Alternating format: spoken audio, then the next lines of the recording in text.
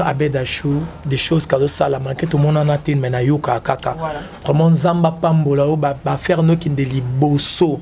Ba tout nyon so ba tonga kayo ba za la confondre parce que bola mozo sa papa Weranson ayemba.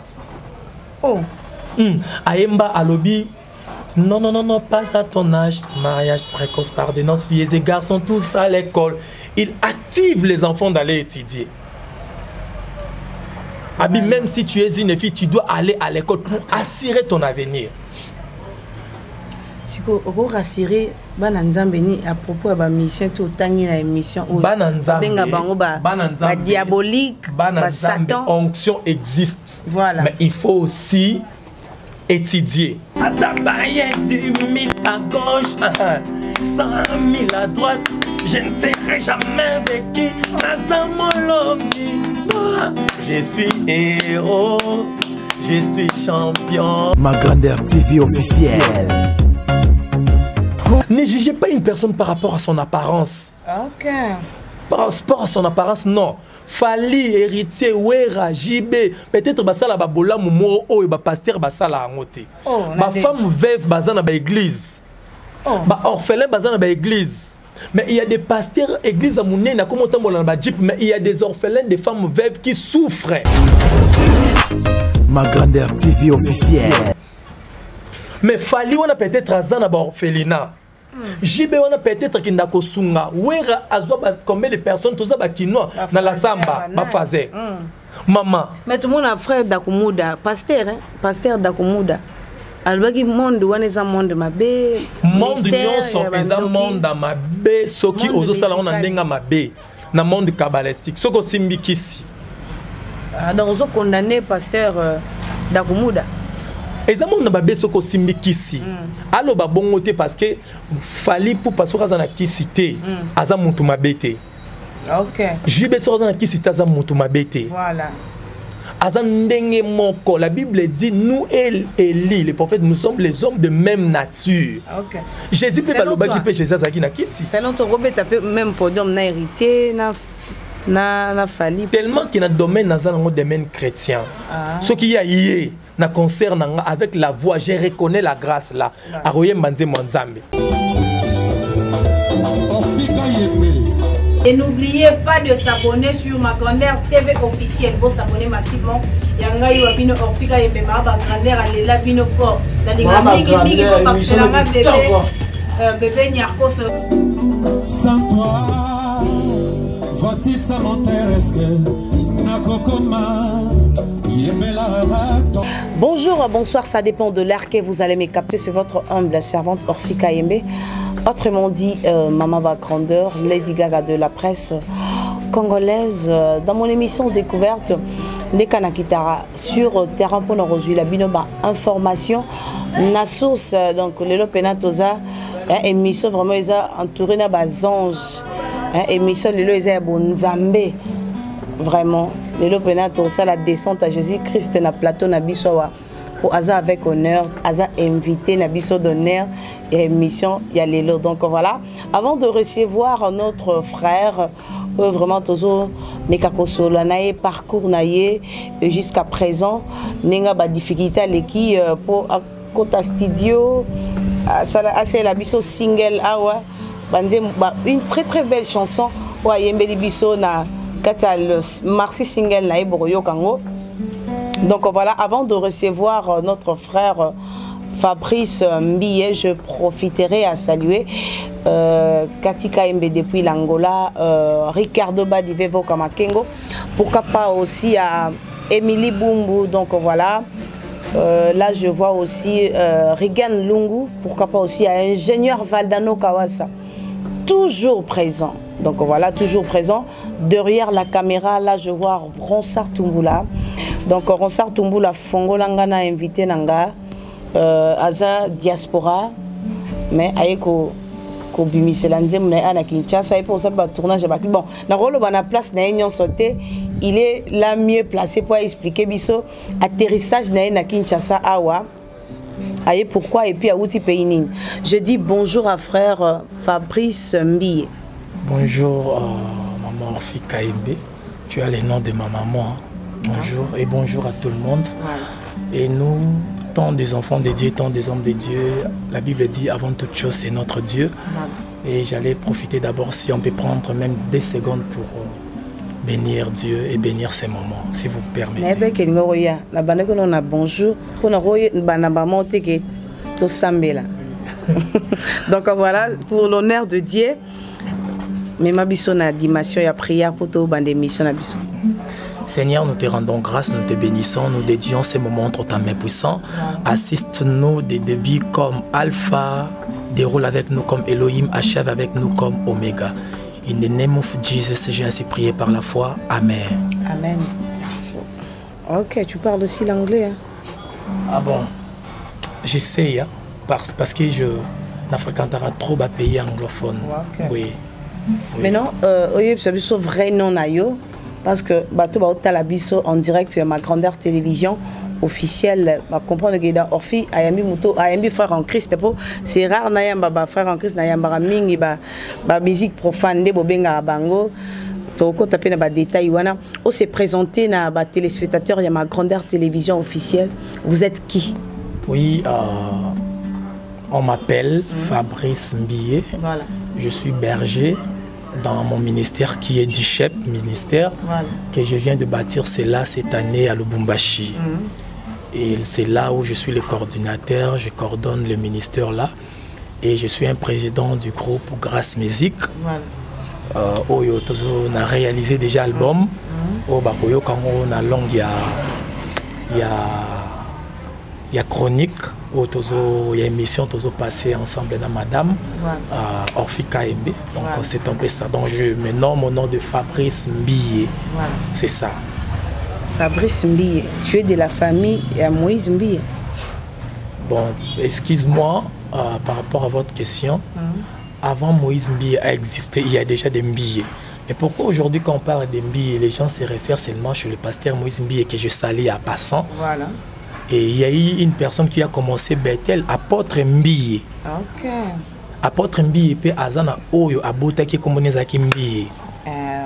Donc comme moi aussi, je suis Fabrice Mbiye, Nazana Oyo, Abota qui est comme Mbiye, Moenza, personne, mon papa que j'aime beaucoup, c'est lui-là qui était le neveu de l'apôtre Mbiye. Ok. Oui, de papa. Il est le neveu des fondateurs, le neveu de l'apôtre, c'est lui qui a commencé l'église Bethel. Le fondateur. Oui, c'est ça. Mais c'est bon. Explication ne peut pas m'abaiter pour éclaircir le gens. Pour éclaircir. Mais pasteur Moïse Mbiye, c'est un pasteur que je respecte beaucoup, un artiste aussi. Modèle, mais je parlais de non Mbiye que tu m'as posé na sur place aussi. Na question nanga falo ba nan oui azande ko nanga boye ba détail wana nyoso pesi. Mais au lingi nano banano na sommet pour kita. Est-ce que vous rappelez en bon terme? Na mona ndeko musupa wanga ni ndeko nae. Alors pour éviter d'autres personnes et un scandale peut-être dans la presse. Voilà. Alors je dois parler de la source. Okay, voilà. Tu comprends? Voilà. De la source. Donc je parlais de la source. Voilà. Alors tant je parlais de la source, on va comprendre source. Jour à tout n'a pas pasteur Moïse Mbiye. L'aime sous sa c'est que un jour pour tout n'a Fabrice Mbiye. Moi je dis que mon père, la maman de mon papa Mbiye Moenza, c'est lui qui était la sœur de l'apôtre Mbiye. C'est lui qui a commencé l'église Bethel. Alors allez-y comprendre. Merci à vous. Donc voilà. La somme. Ah non, tout sur la peine vérité parce que mission dans la lingate. Même si vous avez baranki, nous allons au mot où ça la repasse à propos du pasteur Moïse Mbiye. Yo avant so batuni question sur azande kono il faut ba sommet donc c'est qu'il y a quelque chose qui ne va pas mais le coup au salion au lobby pour éclaircir batou les gens ont compris que vous avez un problème au basala que fort ba source na bango ezana batu musupe basala que forte ba source na bango ezana batu mususu ils pensent que la famille c'est ta sœur propre c'est ton frère propre or il y a aussi des familles élargies. Voilà exactement. Alors d'autres personnes comme ça. Je ne parle pas de pasteur Moïse Mbiye, mais la sœur Orphi KMB. Aux ana ba famille moko cousine moko boye, l'aime sous beaucoup tanate, yo linga kaye, obi kaza cousine nga. Mais il va continuer à Orphi. Donc alors de père, yangwana Orphi albi non. Tant wana nde mutazalaka ndeko ya mama nanga. OK. Bon, pour votre respect, moi, sur le casque. Ma question à poser. Je me suis tellement habitué. La Bible dit ne faites pas quelque chose que ça soit occasion de chute pour les autres. Voilà. Veuillez m'excuser étant votre frère, merci. Tellement je suis habitué avec ça. Oui. Merci beaucoup. Toko tasko na mozinyo alikam. Te n'habite sur chapeau pesali sous moi. Pesali sous moi. Pour la culture africaine, ceux qui berger, frère alati, swag boy babi, yendaza la moli momo santo il faut cravate, il faut quoi. Alors nous, tout li banda ba moi ba été donc ma veste est trop parce que Dieu ne regarde pas l'accoutrement, Dieu ne regarde pas l'apparence. La grâce demeure dans la vie de personne. Ce n'est pas le costume, ce n'est pas le veste, ce n'est pas des longues robes, mais c'est la grâce et c'est les dons. Okay. Quand tu as l'appel de Dieu, même si Olati coupé nzamba osale là. Amen. Donc voilà, Omekako Betelabiso parcours nayo, qu'est-ce qui t'a poussé à devenir chanteur aussi longtemps?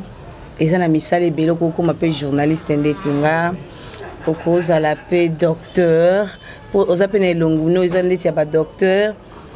Bon aspect physique peut le baka. Wananga selonga, n'habite au batba mon na TV. Mais tu as choisi de chanter pour Dieu. Qu'est-ce qui t'a poussé? Merci, comme je dis souvent, pour comprendre, toi, na moi, yamakasi, on peut là ti ba chapeau, tous wata mon pépé. Pour tous aller tout faire, tu sais, tu koufi, bon les labiso, donc faut peut-être battre l'anzoto, parce que Dieu ne regarde pas le corps, lui il regarde l'âme. Voilà. Donc faut qu'on y batte l'anzoto, que ce qu'on la rose à la propre, que tu parfum bien, à la bien, que tu plante bien, que la propre net, yosa li sumuté. Voilà. C'est bien, donc elle est propre, elle est belle. Zambalinga salité. Zambalinga salité. Voilà. Pour comment bah frère, pour bandi magasin frère, il faut ça pas te tengama en tété. Yesu balobi tango assez quoi qui balobi ba moni lamba moro ya pembe et l'équipe lamba pembe nyonso. Donc c'est-à-dire que non biso pe photos à la mort modèle. Voilà. Joseph Azaki na tunique et la kisaki et loko ezaki ba multicolore beau. Parce que na simbi babo a simbi. Donc ezaki ba ko simba de loba. A simba te. Nanga la kisa, nanga la kisa. Te fa la kisa nenga nguya molimo santu ya ko indiquer kaka. Ko indiquer bon moni l'ambassadeur Orphia Lati. Donc eza le quoi tunique à Joseph. Donc il a qui que ezaki lamba le plus cher dans ces temps-là. Voilà. Mais lelo est comment que pour mon diacre évangéliste, il faut mon cravate, mon que sali boy, il faut mon ibotan wazoya, donc bozo mon aga que non, bozo mengaso non il y a pas na yo moro mon ki na frère chrétien. Voilà. Donc il faut payer ça ngapé et loko ya valeur, payer ça ngaki ta valeur net na yambi pas na ngabona payer ce qui ta valeur. Je suis bien assis, bien accueilli. Na habité na Barsani. C'est toujours la question. Hein? Toujours la question. Voilà. Donc c'est ce que je disais. Dans la lobby que et loko o sali que dans la chrétien aujourd'hui c'est l'appel. C'est l'appel. O sali mutabota mara musicien té. Voilà. Mais mutabota maka chrétien. La Bible dit dans le livre de Galates 5:22 les fruits de l'esprit et les œuvres de la chair sont évidents. Maintenant, moi, étant que j'ai le fruit de l'esprit, Dieu m'avait appelé. Il a dit dans sa parole, j'étais choisi avant que tu sois dans le ventre de ta maman. Amen. Donc, il y a des gens que Dieu a choisis. Il y a des gens que Dieu a créés. Dieu a créé tout le monde, mais Dieu n'a pas choisi tout le monde. Comment ça? Oui. Explicité. Oui.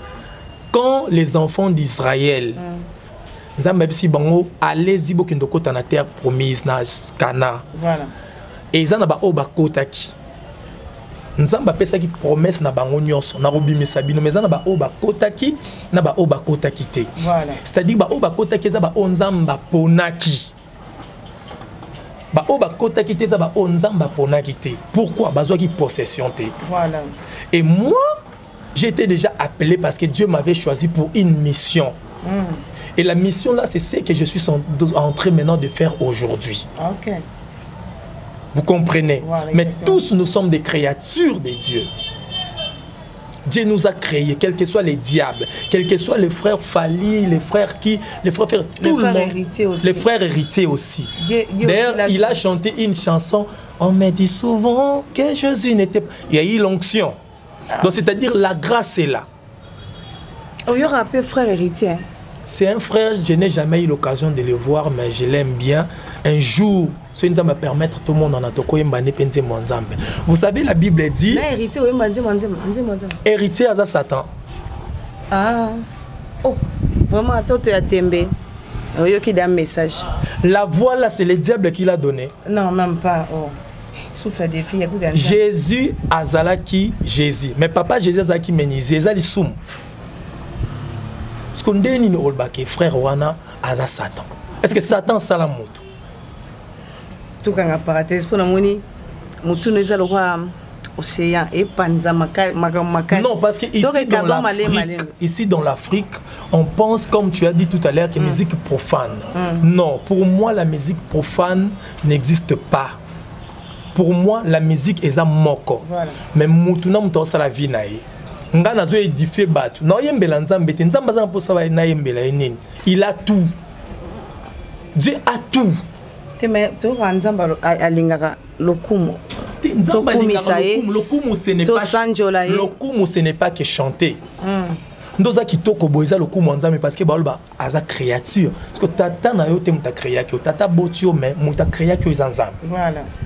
Même chéri au coco vivre na ilem suya sombelio mais yom to cheplant le coup eza yanzam le coup la Bible dit tout ce qui respire loue l'Éternel, c'est-à-dire que Dieu il se rend gloire tant nzamba salaki Adam a péché. La Bible dit quoi?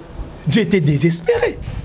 Nzamba lelaki nzamba lakeli mabe. Mais quand Noé est arrivé après l'arche, Noé a offert à Dieu. La Bible dit Dieu s'est repenti. Et Dieu, il s'est honoré par rapport à ce que Noé avait fait. Voilà. Qui t'a dit que ceux qui m'ont dit que la musique, alors comment on amène la musique ensemble? C'est ça. Tu as ba gege bima ba nzembo. Tu as ba tu as mon bébé là. Ba gege. Tu as ba gege ko. Ah bon. Bon, toi quand on va parathèse, c'est un parcours na yo. C'est ça. Dieu t'a choisi. C'est nous les bossos au yemba qui ont public pour découvrir yoke. C'est nous les bossos, la cicatrice oyo, moi cicatrice oyo. Oh là là. Ezati na kati boy. Na pasuka mutu. Et on a pasuki mutu kingo na ngekota na kati nzoto. Ouais, un accident. Un accident. Et Dieu na kufa ki ba mananga ba na hôpital, ba médecin ba bitoko kotisi na morgue boy te to tonga enano. Batonganga 18 épingles, tout tongaye, après bah na morgue. C'est à ce moment-là que j'avais vu une personne qu'on appelle Elohim. Et ça n'a pas été yemba maramba vivate.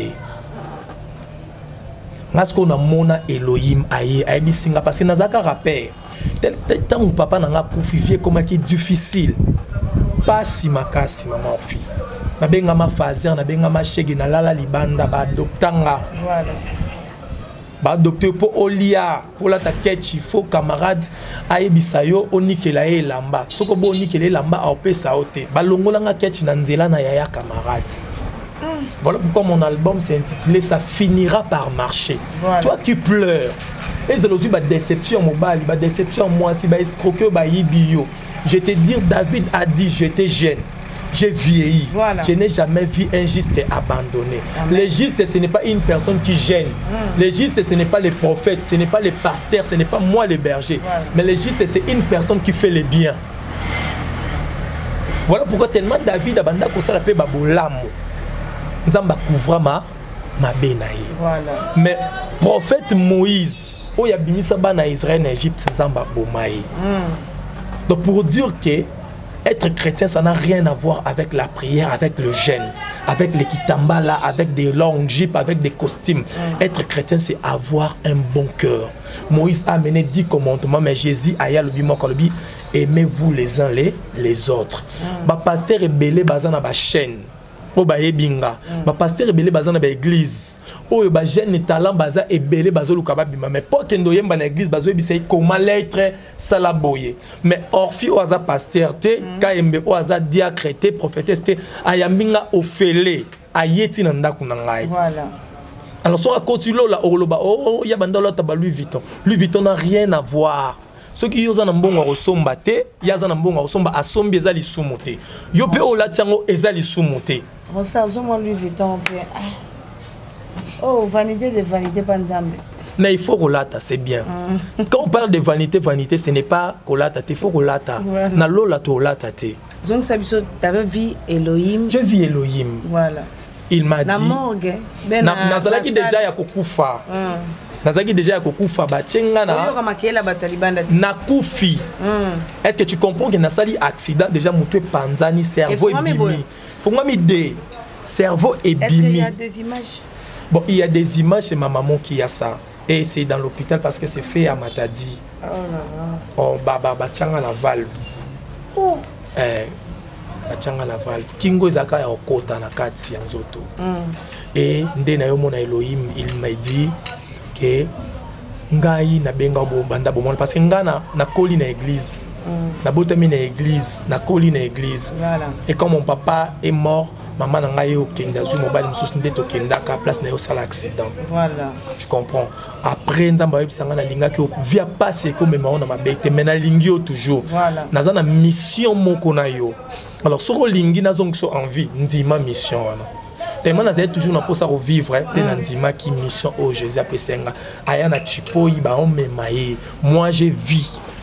Yango moni oh batumsus oh mutala ta ceinture te mutala ta câble te moi j'ai vu Elohim là avec une ceinture les ceintures pardon ya munene le quoi ya or ala ta câble dini collier mo ya munene azana ba bracelet ya minene le quoi ba roi balataka et na couronne na mona ebongo abandi ko lobelanga nazo so envie et akatinga le kola banzolo ko makila langa nyoso bimi. Et Azaki n'a pas trop à maboko na e. Il s'est troué à Chebo et makile bimi à Tangi Sango Nanzoto Nanga et litanga moko est remplacé makila nyon ce bimaki Nanzoto Nanga. Il m'a dit je fais l'alliance avec toi. Voilà pourquoi ils ont un niveau ma place Moussokei n'a prophétisé à ma casse mais je ne suis pas un prophète. Je prie pour les gens guéris. Naza apôtre été. Et ça n'a pas du chef ministère sur Facebook, du chef ministère sur WhatsApp où je prie pour les gens de loin. Il m'appelle papa.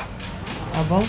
Mais pourquoi toujours chante comme pasteur? Parce que verset enchaîné tu finiras toujours par devenir pasteur. Moi je ne suis pas un chantre. Je suis un chrétien. Et Dieu m'a donné maintenant la voix pour chanter. La musique et la chrétienté, c'est deux choses différentes, maman Orphi. La musique n'a rien à voir avec la chrétienté. Okay. Voilà pourquoi moi les gens battu belepe ba oyemba munoko boya nzambe. Na mutu mususu ayembe za na nzembo moko boye na papa Weranson ayemba. Oh.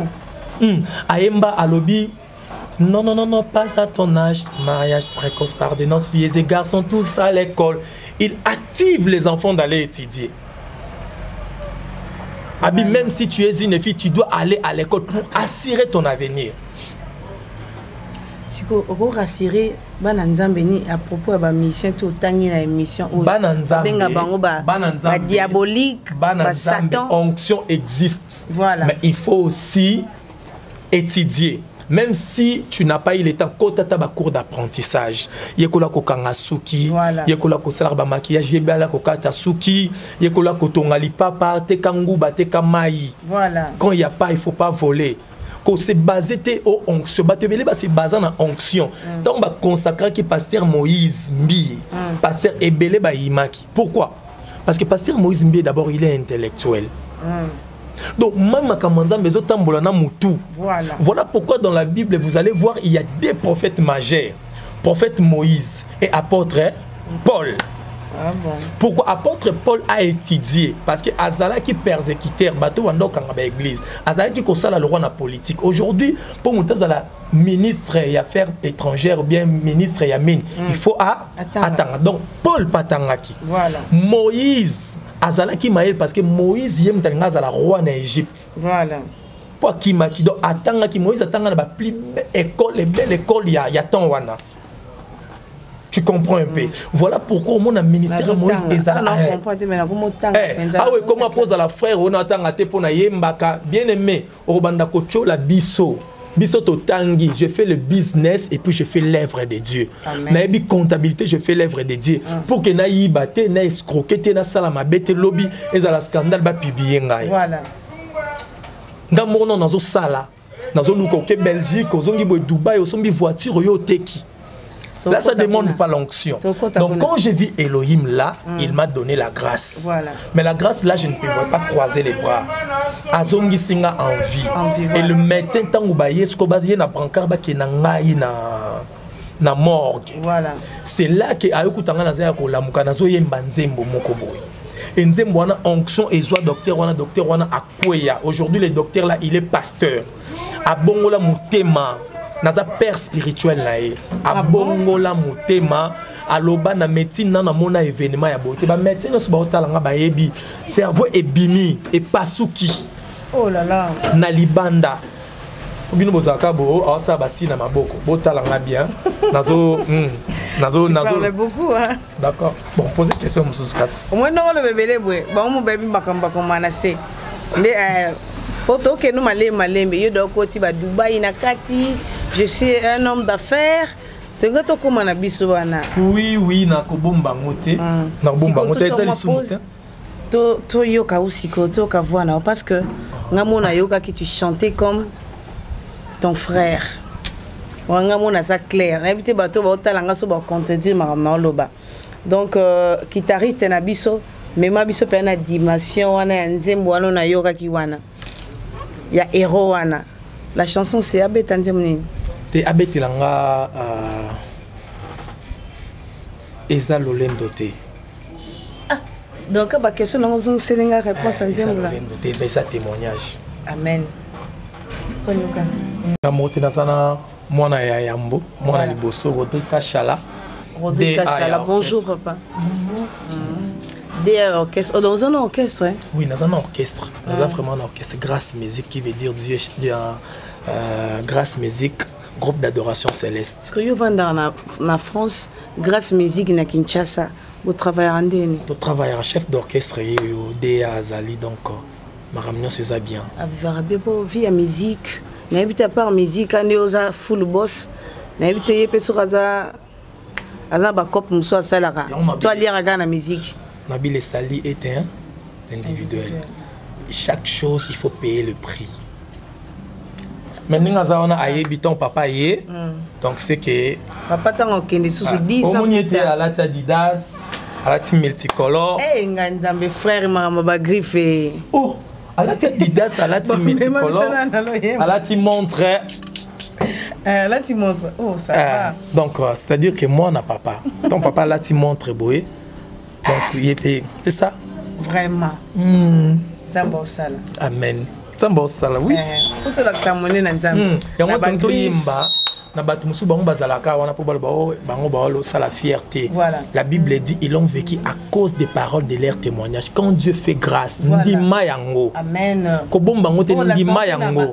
La ki songa na ba œuvre. Ko bomba maté. Nga borami na na ba Louis Vuitton na ngabo. Na ba robe na ngabo. Nzamba zo sala. Nzamba zo sala. Ah ba do talanga dit amen pe. Na ko mser na minute pe na te osara déjà serre. Na déjà serre hein. Oui. Bandima bisotin. Te bandima bino or ndima bino te yo occupé te. Voilà. Nzambe nde alobela ko osara serre te lela mais so imuta mokili. Yo na ye nzambe mutasala kibino. Amen. So ki ya zone ndima yo te zaka lokola yo poson ndima ete. Mais nzambe déjà ndima biso. Voilà. Parce qu'il a dit j'ai formé pour vous les projets de bonheur et non de malheur. Amen. Donc ceux qui battent bandima Jésus te ba boma Jésus maman fait bongo yo. Baliana nzambe bateka ye. Dieu a dit car quiconque croit, quiconque, aux à la journaliste, aux à la pasteur, aux à la nani croit. Toi et maintenant aux à l'olendoté, ensemble dans des Rodrigue Kachala. Si ton nom aux à l'olendoté. Ah. Ok, je te laisse. Merci maman.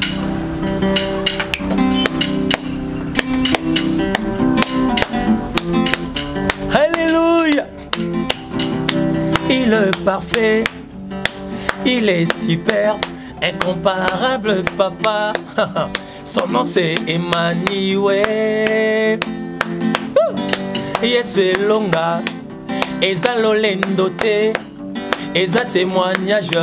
Makambo Jésus asali, orfi na bomoi na ngai. elekeli bango mongo na sambwe tocha no satai Yesu elonga Alléluia Eza lolendo te Eza témoignage makambo chamasali na bomo inanga elekeli bango mongo na sambwe tocha bena Yesu elonga tosuka na wana tosuka vraiment eza nanga lolendo to so orphalati na eba Louis Vuitton na eboye ane longna bien et non lolendo to nzamba salanga naza nanga kitoko boye na lata nanga bien naza nanga pe mayele naza pe journaliste. Amen. Donc c'est le moment c'est la grâce, c'est une grâce. La grâce, voilà. Tu as la grâce. Être belle, c'est une grâce. Au Ponama. La Bible dit la reine Esther, elle était belle de taille, belle de figure. Voilà. Bah tu peux bando tonga ima comme qui reine. Voilà. Dès pour ça quand il so votre bateau nga ko le frère Fabrice. Encore pas né. Et comme un problème, et comme un problème. Bomba pe mabe. Oui, to ça les lanzambe, to tika ba fiti. Voilà, le message de la chanson Eli Kolobani na ba nzambe. Il est parfait, voilà. Il est superbe, incomparable papa. Son nom c'est Emmanuel. Donc il est parfait, il est superbe. Tu peux avoir des déceptions des hommes, des femmes, papa kokyo kufa, maman kokyo kufa. Mais moto aza parfait, aza superbe, incomparable. Voilà. C'est Jésus-Christ de Nazareth. Et ça kotonga moninga te, koboma moninga te, kofinga moninga te, kosala mabete. Mais moto yo aza parfait, ça Jésus. Après nabi eza lolendo te, eza témoignage. Makambo so sali. Yo ozaki stérile, nzamba pesi yo mwana. Aza kitoko laki se na miso bat eza lolendo te eza témoignage yo zaki célibataire obali tchai yango ata na réseaux sociaux eza oh yé pour bali ko motcha na réseaux sociaux bibliquement reconnu. Il y a de versets où ils ont attrapé ba parole ou to loba dit par exemple la sombi du voiture nanga fona l'accent kana public. Oui, la Bible dit oh non la Bible ba so ko pesi koto yo eza différent. OK, eza différent ko pesa na kozala béni. C'est des choses différentes. David quand Dieu l'a béni à la qui sont en ami soit battu. Voilà. Esther Tanzamba Pambola qui est tout temps dans la Bible. Voilà. Et ça témoignage. Moi si on a bando tanga makila, yongana ou tozalaki. Tozalaki te, mais makila c'est le mi ba combien on a Bible point. Et ça ba témoignage. La Bible dit ils l'ont vécu à cause du sang de l'agneau et à cause des paroles de leur témoignage. Amen. Quand Michael se battait avec Lucifer, les diables, Michael a longa quitté. Voilà. Maintenant, Michael a tatoli que d'ailleurs, Koutou, yé soit longa kiyo. Nde Satan soit qui? Malili. Ayoki soni. Par là, il a reconnu que oui, yé soit bêta kinga. Voilà. Tu comprends? Et on biso tobi eza loleng de tes témoignages parce que nzambe na biso aza molongi. Okay. Merci beaucoup. Quand est-ce que vous aurez inspiration comme telle chanson? Moi, je n'ai jamais écrit une chanson. Mais mes chansons, c'est juste des inspirations. Je n'ai jamais acheté une chanson. Je n'ai jamais écrit une chanson.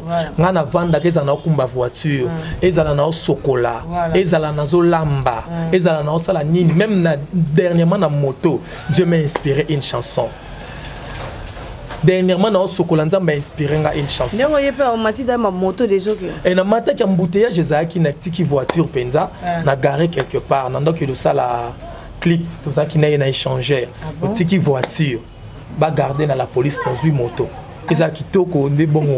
Mon pépé. Dis mon pépé, zo kota yo, au moni vena qui est bien. Na école moto na pesimbo te na bande kono so ba wewa ya Kinshasa ba mota, bozo sala vraiment musala bien oyo ki ba vite fait. Voilà. Pour jouer dans ce cas de voiture, tu as tout comaté. Voilà. Mais ça m'a pas mal parce que tu comaté. La chanson mo boki bango dédicacé bango. Ah na dédicacé bango na baki ozala wewa, ozala cuisine, ozala journée, ozani bina. La musique vient de Dieu. Musique uta iskam sote uta nyonso to sala ka uta mabeka ande mute uti pas Satan. Voilà. La musique nyonso yo inspiration na yo. Et où tu as partout. Et où tu as partout, et où tu as mais Dieu m'inspire partout. Voilà, c'est ça. Oui. Dans le cas des places où tu as inspiration, mais partout. Oui, Dieu qui m'inspire, mais il m'inspire partout parce qu'il est omnipotent. Voilà. Il est omniscient, il n'a pas de limites. Ok. Si tu as des chansons au Wapi, et bimi déjà, au signalé Bananzambe, album Ozo Bimisa. Chanson Oyoki. Non, écoute, Bimiti. Non, eza réservé. Ok. Et donc, eza écoute, pour nous l'accès. Non, enregistrement. Non, écoute, eza non nous réservé. Ozo Bimisa ba mususu. Eza ba héros. Mais là, c'est chaud. Faut boire pour nanga. Pour étoucher nga makasi. Étoucher yo. Parce que nous avons sali pour nanga. Faire l'accent pour na public à travers cette chanson.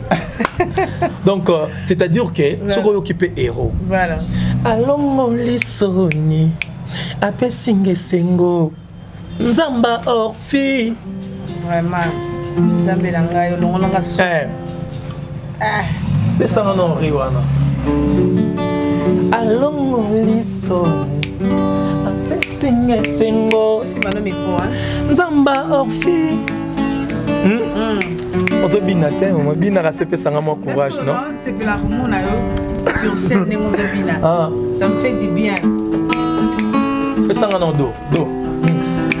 Alongo lithoni apesinge sengo Nzamba orfi elikia kokamwa mobunzi molongi kolona ngai elikia basantu lobi kwa babeli atabaye 10 000 à gauche 100 000 à droite.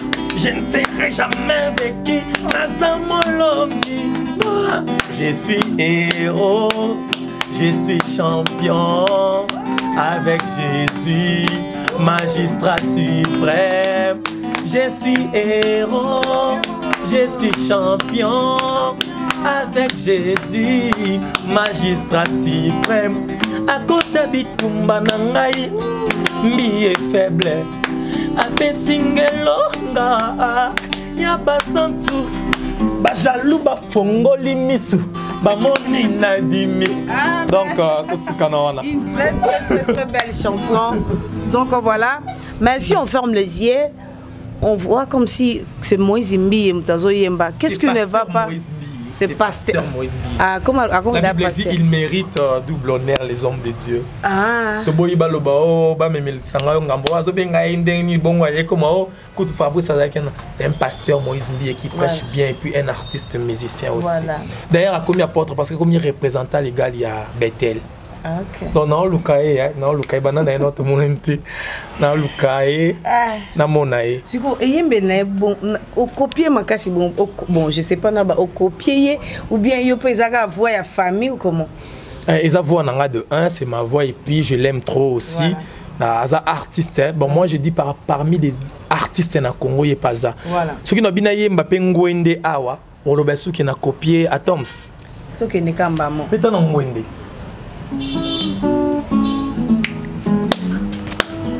Nazwa? Merci.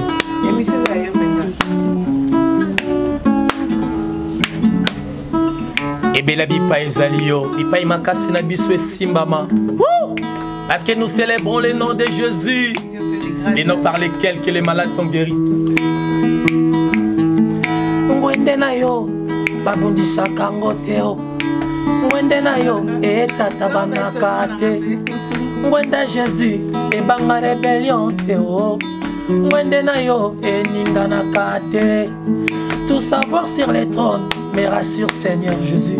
Surtout na yebi ofanda kaka po yamba masanzolia orfite. Ovanda pe okata makambo na ngakolo. Mingi na yebi ojalaka na kan ya basantu. Yango soki mokili ekozala besoin ya vinanga. Je suggère que les sondes sont occupés par Jésus-Christ. Par Jésus, oh Jésus, oh. Ya ya eh. Andina kiti ya kokosi na yo. Oh ya ya eh. Ya ya nanga yo vandi po konza po kisa eh. Ya ya eh ya ya eh. Mokonzi soki ya fandi na ngwende. Akojela masanjoli ebata ebuta na yo zambaka embe ya bonga. Merci beaucoup, merci vraiment. Mais Nassati aïe. C'est quoi avec ta voix? Ça varie ou comment? C'est quoi? Qu'est-ce que oui, ça c'est ce qu'on appelle. Quel genre de mystère à ta voix? Oui, c'est ce que j'ai dit. Quand Dieu t'appelle dans quelque chose, aux alaloko la multicolore loko le lamba na yo. Jésus ba disciple na ye.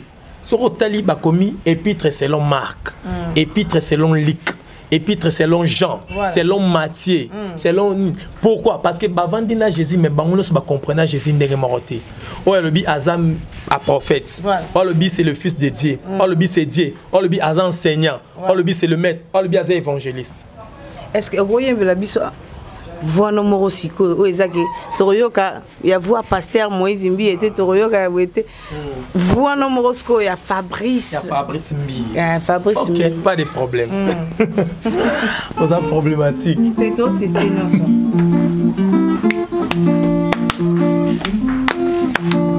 Ope chanson nanga. Moyoki ya losambo yoka kolela ya mitema. Opimelanga oyo mokilele lisakanga opesanga oyo ezongisa esengo na mitema miziba na bomoi qui ne tarit jamais Yesu ah uta okota kacha orfi kimia ya libela okonzana motema Fabrice lisapo echangeanga maloba ya banguna nanga ekoma maloba ya réciteur l'opposition c'est sans en soumission eswe yonde elonga motema nanga yozong saka yeselonga nanga elonga motema nanga yemba non toke zora yeselonga yeselonga nanga ok voilà encore yeselonga nanga kolongolanga moto masumu okomisanga mosantwe yango tika na yemba tika na tombola kombo bonzambe mwana nelaka akufaka te o kino oyo yolobi papa ekokisama na ye obenginga mungwa na pesa kuna Kongo zamba ale moloto tika na yemba nazaya Yesu mais chef tozoye na orchestre parce que ya boba le boza na grâce te au na soprano au type ténor différencier voix. Mais je chante aussi mais pour na je pourrais chanter mais t'es au côté na clip, tout côté on a clip. Non, c'est pas un problème. Merci. C'est pour la gloire de Dieu. C'est une chanson que Dieu m'a inspiré selon Ananga. Nalobi moyo ki alo sambo. Ezanzambe oyoka parce que moi ça ko boyo oleli pe abti aboyo pe karaboy. Mobali akoboya yo akei oleli pe aboyi kaka zongite. Mais mutu oyo moyo ki alo sambo na biso zaka Yesu. Ya on a bi moyo ki alo sambo oyoka kolela ya motema opimelinga. Makambu oyo mokilele eleli sanga ozongiselinga esengo na motema liziba na bomoi qui ne tarit jamais Yesu elonga nanga mwana nelaka akufaka te kino o ezakati na ese exposer Orphiobi combien de personnes ton maman na wa bota yo baluka yo kufa ozala invité ti ba mono lelo za boyozo sala pepe ba comprendre tes acquis si tu es anine qui cité c'est la grâce de Dieu qui vient en toi oui c'est ça et vous tous ne pleurez pas. Dieu est là avec vous. Voilà. Même des problèmes, même des déceptions, même la pauvreté. Voilà. Yesunde Elonga, il va agir en son temps. Merci.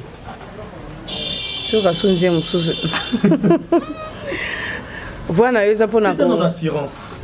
Pour adorer Nzambe. Donc, le fait que tu chantes bien, au pesa esengo na mitema batu. Ngana da combler na esengo. Na yebi ke bato pe baza na nga même moral, baza combler.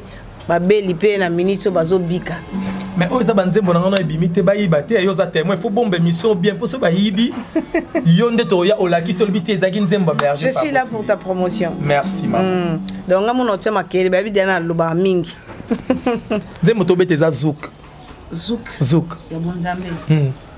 Ah bon? Ah, na moise na ka don famille. Comment on a assurance? Titre on a assurance. Assurance. Voilà. Excusez pour la question.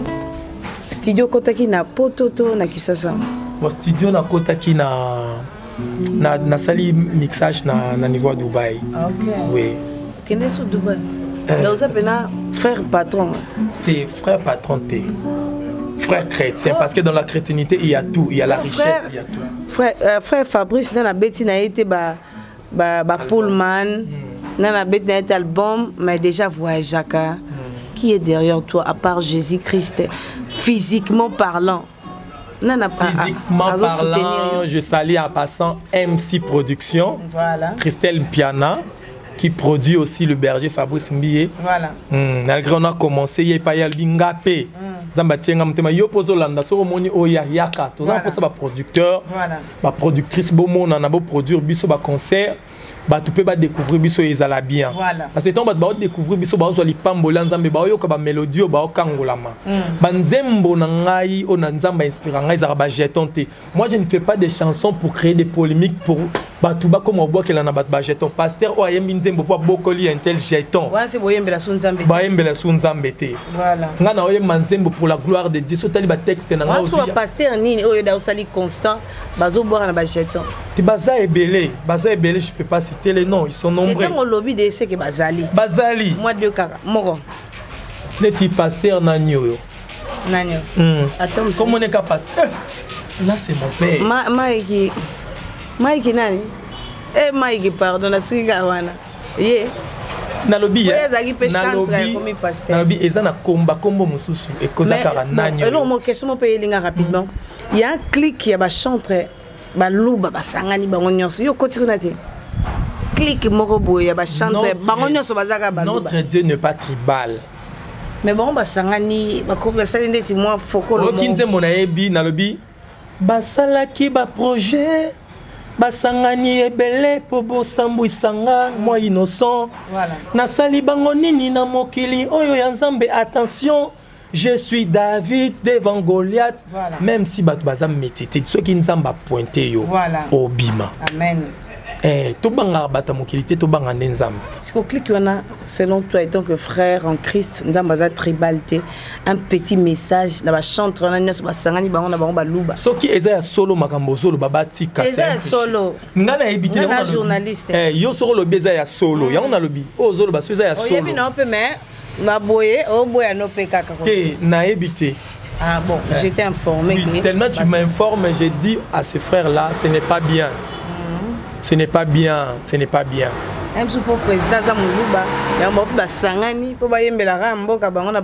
Non, ce n'est pas bien. Ozala mu Congo, mu Swahili, mu Yombe, mu Yaka, mu Tabandundu, mu Tetela, Katangé, Kasayen, Bissonion, Tozabana ya Congo, Tozabana ya Nzambe. Totsi Kabilo Kwaneza bien. Ça, ce n'est plus l'œuvre de Dieu. Moi, si je vois une personne qui fait ça, ce n'est plus un serviteur de Dieu. Voilà. Parce qu'on ne pas un bon et un vrai serviteur de Dieu.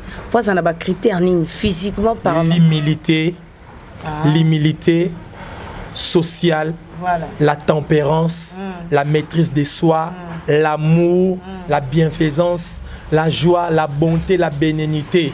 C'est ce que la Bible nous recommande dans le livre de Galates 5, 22. Ok. Mais ce moni, il est orgueilleux. Moi si nae comme nae sexy ma bé babilo kwana frère Fabrice. Bon, moi je peux dire ceci que netinga dans ce na bali na obeta moi c'est na peut temps pe na zalaki na na mokili ba chéri boy natika la obeta te. Voilà. Et na beta raté. Nzamba frère wana o ba mutakalisaka bon ouais excusez pour na terme on doit parler ça pour eye balaki mokili mobimba. Frère en Christ. Comment les années frère wana yebani aza muluba ande kona muluba tu nanga ba question bezo tu na batu na public un moment fi tu na partout pour yebi partout je peux ça fait question attends tu na bango mais je peux récupérer question un petit message na basala nzambe oyo bon ba chantre o ba yembela nzambe mais ba oluka ba baby sa image. La Bible dit nous avons trois sortes d'hommes. Nous avons trois sortes d'hommes. Nous avons un homme animal, homme spirituel et homme charnel. Voilà. Si tu vois une personne à Mbela-Nzamba, homme est en qualité, il y a homme spirituel. Mais ceux qui va œuvre ça, ils ont concordé, voilà. comprendre sa vie. Donc moi je ne suis pas là. Moi je suis là pour encourager les enfants de Dieu. Bo landa wana te ba distraction bino, bo sale la ka Nzambe. Voilà. So moni na mabe na etika e nzamba juger ye. Nzambe nda yebi ndenga juger nda kondanaka. Yo condamné te yo koba ba pasteur ba chrétien bele ba lembisi batu musala nzambe. Ce n'est pas une bonne chose. Alors bango ba lembisa biso te po nzambe te muta benga ki biso na nzela na bango. Nzamba bengi na bango na biso. Oya ko katana na nzela aseni. Akatani biso marche so continue. Si on est bon, to j'étais na dernière question va na tikilo nino guitare palola yemba. Tout mon prophète Denis Les nenga mi benga prophète aba wario. Et donc na ebi ba wario film. Moko na mandota la na kala ninja wario mais wario eza na langue ba wario eza ba fan na fali. Yesu ka mi bengi bon prophète ba wario za prophète ba wario. Ya ba fan na fali. Ya ba fali. Il y a héritier les sous dans mon acquis. Mais oui, il a raison. Il est prophète de tout le monde. La Bible dit allez faire de toutes les nations mes disciples. Ah, donc il n'y a pas accepté dans prophète Abawar. Oui, d'ailleurs que Jésus n'est pas venu pour les saints. Il est venu pour les brebis perdues. Okay. Pourquoi condamner quelqu'un?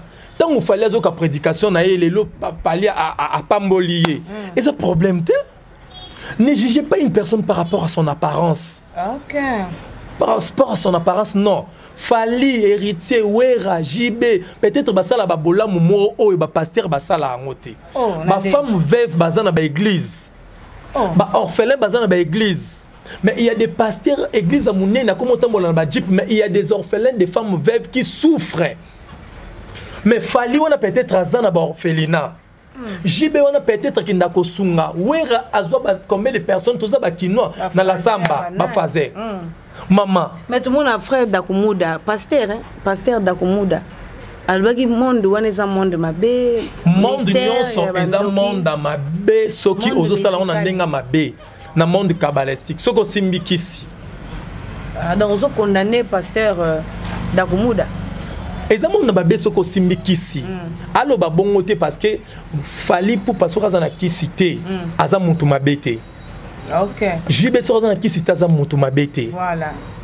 Azandenge moko. La Bible dit nous et Élie, les prophètes, nous sommes les hommes de même nature. Ok. Jésus peut baloba qui peut Jésus azaki na kisi. Selon ton Robert tape même podium na héritier na fali. Tellement qu'il y a un domaine dans un domaine chrétien. Ce qui y a yé na concerne avec la voix, je reconnais la grâce là. Aroye manze mwanzambe. Ce qui est jugé, mais nzamba jugé ngate nzamba monique ngana salibeta la yesu ateya kana ba magicien ba bongola ka mutema. Oyi bien ngote. Pierre non, Pierre ozaki disciple à Jésus avant de pécher mutakala na singa na luketu. Mais yesu ki olobela abisi na osalo pécheur d'homme. Aujourd'hui Pierre a yebani na Bible. Alors moi et lengi nga ezala lelo fali héritier wana ba yemba nzembo nzambe. Obi combien de batu et ça la bango bien. Combien de bateaux lukango? Amen. C'est ça. Donc voilà un petit message na ba fan au bozana pour ça ba retrouver on a ba réseaux sociaux ba ozana kombonini et puis quand est-ce que album na biso ko bima au lancer biso date officielle pesa biso numéro de téléphone donc le tout au ezaka ba ko rejoindre facilement pour ba retrouver yo message au ezaka kabana na nzambe premièrement voilà tous à la hypocrite. Voilà. Quels que soient les pasteurs, les prophètes, tous à la hypocrite. Voilà. Identité, non, il faut la révéler. Voilà. Il y a un moniteur de scandale, les OIA, et Zako, ça la sonne pour la bino parce que bon, Michel, le gros la boza banzambe. Or, nous ne sommes pas. Il y a un seul Dieu dans les ciels. Toza ba iman na koki ko silika na koki pe komba comme on a na likambu moko boye.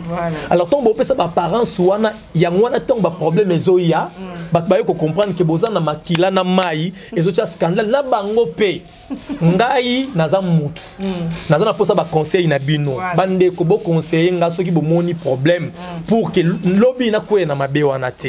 Mais na omi tsanzambe te. Yango mo na pesi message oyo même fali non na monate ba bimisi mutakala ya fali mais babimisi ya wera non na monité ko ya nani frère Michel voilà le nom na tala ba biloko na te mena éviter et panzana et partout mutakala ba nyonso ba mona ba la nganga pe ekomela ngati asio za pe bogarbo ekomela ngati ngabo sala ngabo te na 5 bino bolimbisi na linga ba sala bongo to yonde ko misala bongo aso yo mo lingi Parce qu'on a la lingi bon côté, donc on sait que non ça la montée. Donc ceux qui vont passer la pauvre lingi, moi je ne peux pas. Que Dieu vous bénisse. Pour chuter, je disais que ban en ensemble. Faites taire votre bouche, laissez parler votre cœur. Amen. Quand tu fais taire ta bouche, tu parles au Saint-Esprit. Voilà. Quand tu fais taire ta bouche au retour au juger, au condamner, ces créneaux et aux à exposer.